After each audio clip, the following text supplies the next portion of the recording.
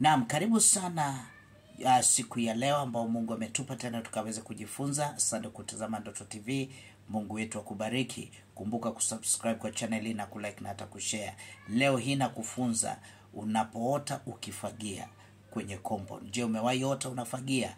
Inamaanisha nini? Kitu ambacho unapaswa kuelewa, kule kufagia inaashiria usafi. Ni usafi. Kufagia ni afya. Kufagia ni amani. Unaweza ukawa kwenye mazingira ambayo ni masafi ukajihisi una amani.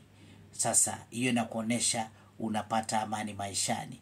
Unaondoa vikwazo ambavyo viko maishani mwako, maybe kule kijijini ama mahali pale unapofagia, zinazo kuzuilia kuweza kusonga mbele. Vinakufanya maisha yako uko stagnant na inakuletea aibu. Sasa unapoota unafagia compound ambao ni chafu, hii inakuzungumzia compound yenyewe ikiwa chafu inaweza kutumika kuzuilia malaika wa baraka zako asikutembelee. Itazuilia malaika wa baraka zako asikutembelee. Kwa hiyo hii inafanya kwamba unapofagia ni kutengeneza mazingira kwa ajili ya baraka, kwa ajili ya wewe kubarikiwa. Unatengeneza environment, mazingira ya kubarikiwa. Sawa sawa. Jambo lingine linawakilisha ya kwamba kuna majira mazuri yanakuja unapofagia. Kuna majira mazuri yanayokuja mbele yako. Ufagio inaashiria maombi. Ufagio ule ni maombi. Kwa hiyo inakuzungumzia unaharibu nguvu za kichawi. Kuna nguvu za giza ambazo zimekuwa kinyume nawe. Unapoota unafagia ni kuharibu, maana ufagio inaashiria maombi. Jambo lingine pia ningetaka ukaelewe ni kwamba inamaanisha ama inaashiria bidii. Inaashiria bidii.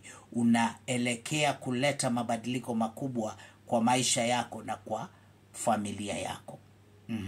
Ni bidii unatia, inakuonesha kwamba unaelekea kuleta mabadiliko na tofauti mkubwa maishani mwako.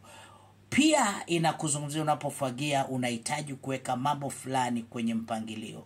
Kuna vitu kwa maisha yako, kwa familia yako, wahitaji kuviweka kwenye mpangilio na kwenye utaratibu unaofaa. Maana huenda mambo hayaendi vizuri. Kwa hiyo unapofagia unajaribu kuweka mambo in order maishani mwako. Amen. Alafu jambo lingine la mwisho, unapoota ukifagia ni nini na kuzungumzia? Inakuonesha ya kwamba unapoota unamuona mtu mwingine akifagia, sio wewe, ila ndotoni unamuona mtu akifagia.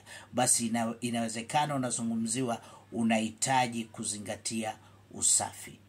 Unahitaji kuzingatia usafi, kuweka mambo fulani kwenye utaratibu. Ila pia hii ya kuona mtu mwingine anafagia iko na sehemu nyingine, inawezekana yule akawa ni adui anatafuta kushambulia. Basi barikiwe sana hadi kipindi kijacho. Huyu ni mchungaji wako Peter Shabajehia. Usisahau kusubscribe, kulike hata kushare. Asante kwa kutazama Ndoto TV. Ukombozi wako ni uhuru wako. Shalom.